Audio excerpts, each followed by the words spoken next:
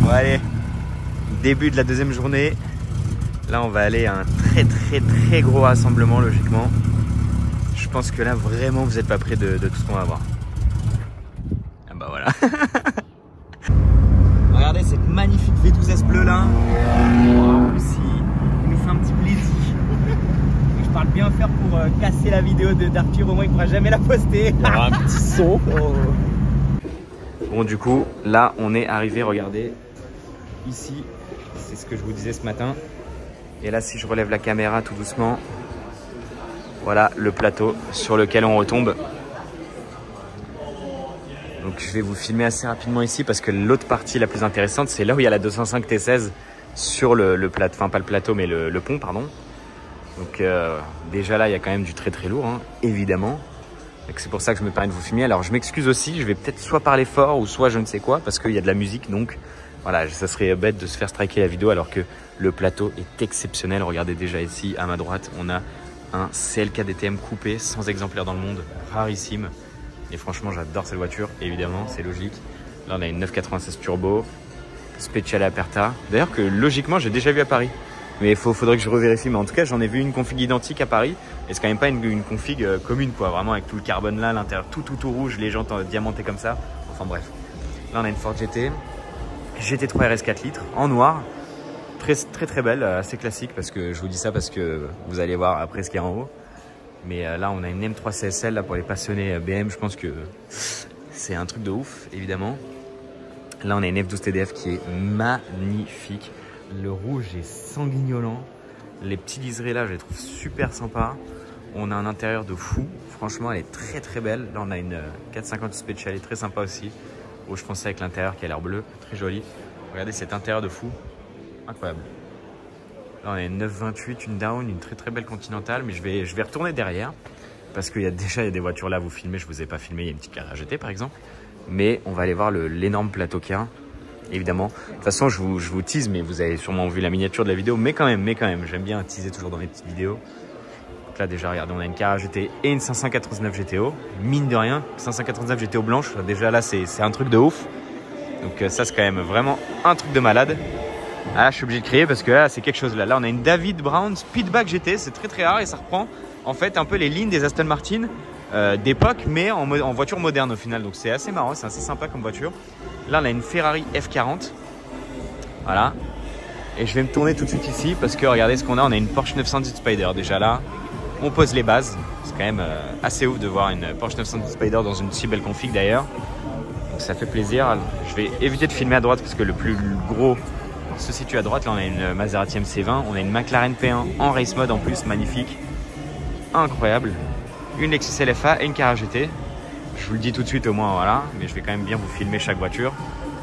C'est quand même assez dingue. D'ailleurs, la Carrera GT, regardez, elle a les jantes couleur carrosserie, je la trouve incroyable. Elle est vraiment magnifique. Qu'est-ce qu'elle est belle. Ici, on a du coup la Lexus LFA en grise. Et je crois que c'est vraiment la première que je vois en grise. Donc je suis plutôt content, c'est quand même cool de voir ça. Franchement, c'est très sympa. Là, du coup, on a la Peugeot 205 T16. Et regardez ce qu'on a là. On a une McLaren SLR. Voilà. Exceptionnel. Alors là je mets pas le grand angle et je filme pas trop autour parce que déjà le grand angle ça prend un peu plus la musique et en plus j'ai pas envie trop de vous spoil ce qu'il y a derrière. Regardez juste ce qu'il y a en haut à gauche là de l'écran. Voilà, tout doucement, voilà. Vous avez déjà logiquement capté ce que c'est comme voiture. Je vais aller vous la filmer, c'est bel et bien une Bugatti Veyron 16.4, les toutes premières, les OG. En plus dans sa configuration, vraiment les configurations j'allais dire d'origine, mais les configurations de base. Et c'est la première que je vois dans cette configuration.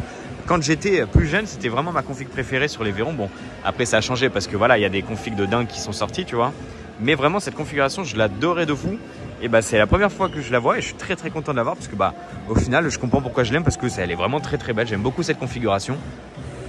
Voilà, franchement, putain, Bugatti Veyron, ça reste et ça restera vraiment pour moi le top du top. Regardez, je vais juste vous spoiler la voiture à droite. Regardez tout doucement. Là, je pense que vous vous dites, ah, j'ai reconnu et au final, non, c'est pas ce que vous pensez encore. Mais bon, je vais tout de suite vous filmer ça d'abord. Regardez, Lamborghini Countach, 25e anniversaire dans un bleu de dingue. Et derrière, on a bel et bien une Diablo GT orange que j'irai vous filmer après. Parce que je vais quand même arrêter de vous teaser ce qu'il y a derrière. Regardez ce qu'il y a derrière.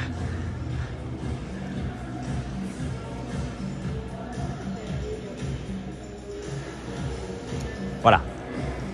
Je vais rien dire, je vais juste vous présenter les voitures comme si c'était des trucs cool sans plus, tu vois. Donc, parce que là, c'est un peu trop pour moi. Voilà, donc là, on a une Ferrari LaFerrari Aperta déjà pour commencer.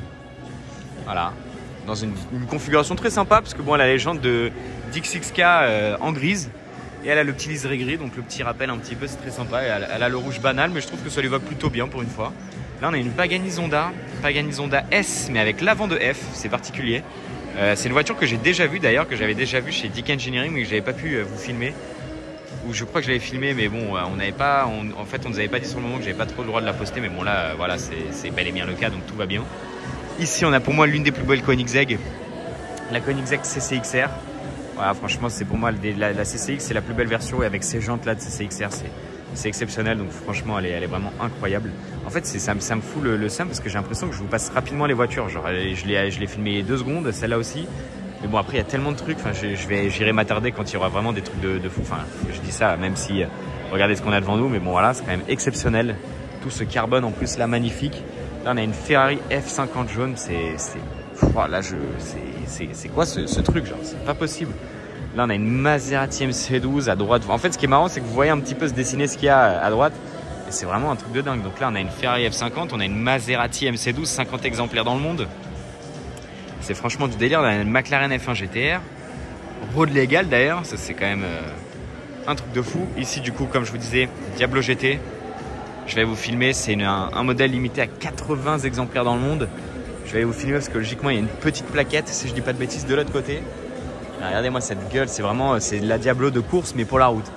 C'est vraiment incroyable, regardez, 57 sur 80. C'est quand même rarissime, hein, une Diablo GT. Je ne vais pas vous mentir que j'en ai pas vu beaucoup. Et j'allais dire c'est peut-être limite ma première, mais je pense que j'ai dû déjà en voir une dans un événement ou autre. Mais franchement c'est exceptionnel de voir tout ça. Là je me permets de passer entre les deux, regardez, hop, je fais gaffe quand même. Là du coup on a la F1 GTR et là on a pour moi le Graal. Vraiment le top spot, si je peux dire, de l'événement, c'est cette Mercedes CLK GTR Roadster. C'est tellement absurde comme voiture, il y a 6 exemplaires dans le monde. Celle-ci en plus grise avec l'intérieur vert, c'est incroyable. C'est vraiment un truc de malade de voir ça. C'est 6 exemplaires dans le monde. C'est une voiture de course cabriolet, genre déjà qui fait ça, genre c'est n'importe quoi. Franchement, c'est exceptionnel d'avoir ça devant nous. Genre c'est n'importe quoi, genre vraiment c'est n'importe quoi. Là on a une Bugatti Veyron Super Sport, c'est quasiment la version la plus rare de la Veyron. Et dans cette config, c'est pareil, c'est n'importe quoi la config, c'est genre, c'est waouh, c'est qui fait ça. Alors, pour le coup c'est une config que j'avais déjà vue, mais quand même, enfin je l'ai déjà vu ce modèle là en particulier, mais bon voilà, ça fait toujours plaisir de la revoir. Et là du coup on a la CLK GT Roadster, franchement j'arrive pas à enlever mes yeux de la carrosserie tellement c'est un truc de malade genre. Et là, on a aussi une Pagani Zonda F qui est d'ailleurs dans une config de malade. Zonda F qui pour moi pareil, l'une des plus belles versions de la Zonda avec ce bleu foncé, ces belles jantes chrome, l'aileron, c'est pas l'aileron de la Zonda F, c'est un aileron un peu plus gros mais je trouve que ça lui va bien, ça finit la ligne, c'est très sympa. Et franchement, c'est quand même exceptionnel d'avoir ça devant nous là. Regardez là, tout ça c'est n'importe quoi, hein. C'est vraiment n'importe quoi. Et ici, on a une 159 GT Zagato, Nibio. Mais celle-là, je l'ai déjà filmé plein de fois à Paris, à Rétro Mobilité, donc je vais pas plus m'attarder que ça. Juste me faire un dernier petit plan comme ça avant de monter en haut, parce que là, je vois qu'on est déjà à 8 minutes et il y a tout ce qu'il y a en haut à vous filmer encore. Donc, on va aller se retrouver en haut et on refera un petit débrief après.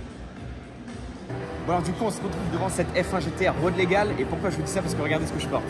Là, j'ai du Larus Racing. Et pourquoi je porte ça? Parce que c'est une marque qui a créé 3 de mes très très bons potes. Donc, du coup, c'est une marque 100% française.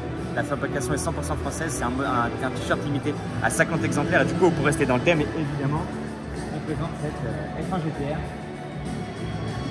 F1 GTR face à une F1 GTR, on s'est dit ça reste dans le thème, donc voilà. Et d'ailleurs pour les abonnés, on peut faire un code promo ou pas en vrai? Ouais, vas-y, on en discute. Ok, bon, ouais. Si un code promo là, c'est que ça a été validé par l'équipe, évidemment il faut leur en parler, ça serait con de faire ça dans leur dos. Et si c'est pas le cas, tant pis. Mais du coup, franchement, donnez-leur de la force, je vais mettre le lien en description. Et ça se fait vraiment plaisir parce que là, dans le futur, il y a quand même des très très gros t-shirts qui vont sortir. Franchement, ça va vraiment valoir le coup.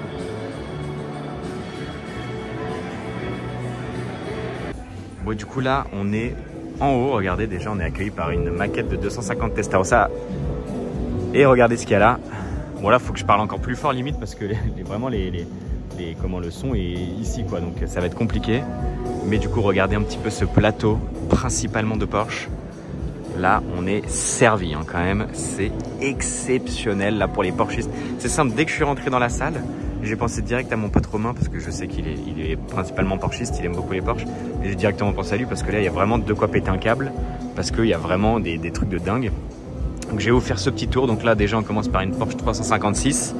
Très sympa. Alors il y a quelques petites, c'est simple, il y a 2 Lamborghini dans le plateau là ici, donc bon c'est toujours cool d'avoir aussi une Diablo SV, hein. On va pas dire non, on va pas cracher dessus, mais quand même tu vois c'est quand même assez cool. Donc voilà, c'est quand même sympa. Là on a une 964. Alors je regarde l'arrière parce que c'est une RS quand même. Ah je savais pas tu vois, parce que bon c'est vrai que les Carrera RS esthétiquement elles sont assez classiques, assez banales, mais alors une Carrera RS dans cette couleur, ouais là c'est quand même assez fou. Donc voilà, bon après c'est vrai qu'elle a les gros sièges et tout, donc j'avoue que ça aurait pu me mettre la puce à l'oreille. Ici on a pour moi l'une des plus belles Porsche, selon moi, l'une des plus belles RS, c'est la GT3 RS en 997 en phase 2. Elle est magnifique, et d'ailleurs dans cette config là c'est sûrement pour moi la plus belle config. Alors j'aime beaucoup aussi quand il y a le RS, les jantes et le petit damier en rouge, parce que ça dénote et c'est assez sympa, mais quand même c'est exceptionnel de voir ça ici. Enfin on n'en voit plus des GT3 RS comme ça, donc malheureusement je sais pas, c'est ouf d'en voir une ici. Là on a une GT3 RS en 991 phase 2 MR, donc Manthey Racing, là comme vous pouvez voir sur le bandeau. Manthey Racing en gros c'est un préparateur qui s'occupe des Porsche principalement et qui les coursifie vraiment. Là c'est vraiment du track focus quoi. Déjà que de base une RS ça l'est, mais là vraiment vous voyez ça rajoute des ailettes, ça rajoute les jantes qui sont différentes, surtout à l'arrière. On a vraiment l'aileron aussi qui est démesuré par rapport à une RS de base. Vous voyez, ça rajoute le plateau carbone au milieu, vraiment pour l'aérodynamisme. Et du coup, cet aileron énorme. Donc voilà, et vous voyez, il y a marqué GT3 RS MR, comme d'ailleurs là sur le côté. Hein. Donc ça, il n'y a pas de doute, c'en est bel et bien une. Là, on a une autre, alors ça doit sûrement être une Carrera RS aussi du coup. À côté, on a une GT3 Touring. Je vais éviter de m'approcher de la musique parce que ça va être encore pire. Et je sais qu'en plus, en mode grand angle, voilà. Là, on a l'une des plus grosses pièces ici. Turbo 3,6 litres, c'est une Legbo. Donc là, c'est quand même exceptionnel d'avoir ça devant nous. Et regardez, c'est pas tout. C'est une slont nose. Donc ça doit être rarissime. Je sais pas combien d'exemplaires il y a, mais bon, ça doit être vraiment exceptionnel d'avoir ça devant nous. Donc c'est dingue. Derrière, on a aussi une très grosse pièce parce que on a une GT3 RS 4 litres.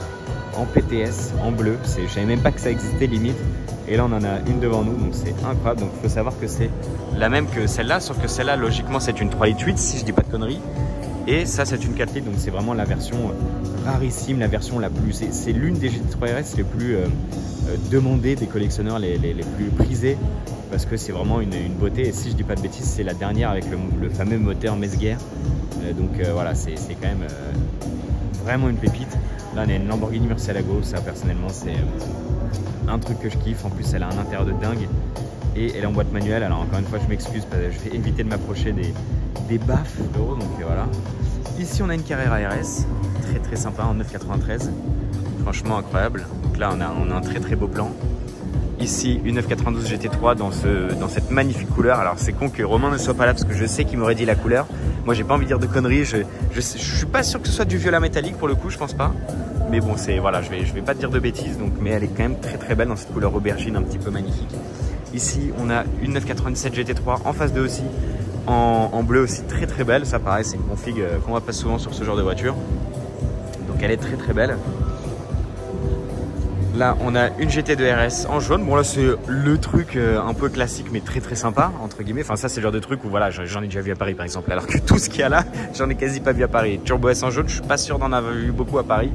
Mais bon, c'est quand même exceptionnel. Une 993 Turbo S. Là, on a vraiment un duo de Turbo S, pardon, qui est exceptionnel. Hein. Vraiment, c'est incroyable. Là, derrière, on a cette petite finition chrome mat. Enfin, je sais pas comment expliquer. C'est spécifique à la Turbo S. Et c'est vraiment comme ça qu'on peut les reconnaître, avec aussi les 2 doubles sorties, l'aileron avec, je sais pas comment expliquer, mais la petite fente à l'intérieur, et évidemment pour moi le plus gros détail c'est cette prise d'air qui est d'ailleurs sur les 2 Turbo S. Regardez, là on le voit sur le même plan, ça c'est vraiment spécifique au Turbo S et c'est comme ça moi que je les reconnais principalement. Bon après elle a aussi le pare-choc avant qui est différent, hein. Ça c'est parce que j'ai l'habitude que je peux les reconnaître comme ça, mais bon voilà. On a aussi voilà, les jantes chromées ici qui sont très sympas. Et du coup, je vais finir par, pour moi, la plus belle pièce, c'est cette 911 GT. Dans cette config de malade bleu foncé, avec évidemment les jantes d'origine chrome avec l'intérieur gris foncé, c'est vraiment magnifique.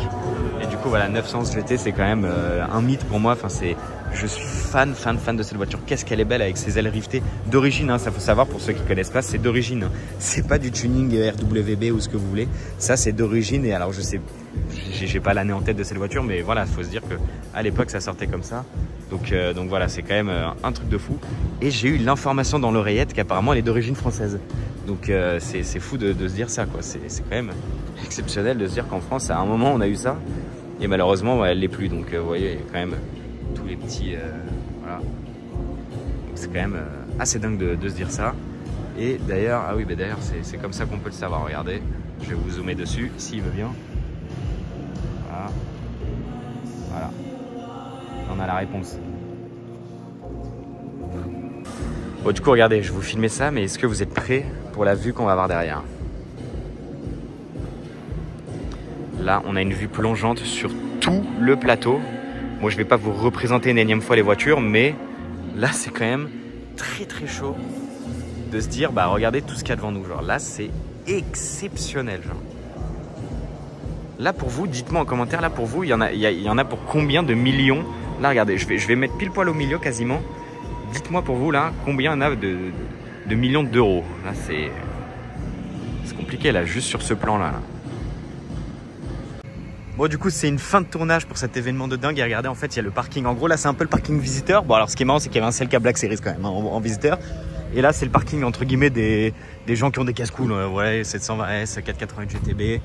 Là-bas, il y a une M3, il y a SGR, M3 Touring, V8 Vantage, il y a lui, Carrera GTS. Et évidemment, nous, on a eu le droit à notre place, donc c'est plutôt cool. Voilà, c'est quand même très sympa. Bon, regardez, derrière les gouttes, là, pour finir le trip, il y a une 812 Competition Zone de l'autre côté qui arrive, là, regardez. Incroyable. Bon, mon collègue Peslomoto refuse de vous raconter des anecdotes intéressantes. Avant la compétition, on a vu une Vanquish Zagato volante dans les mêmes conditions climatiques catastrophiques là, qui est aussi passée là.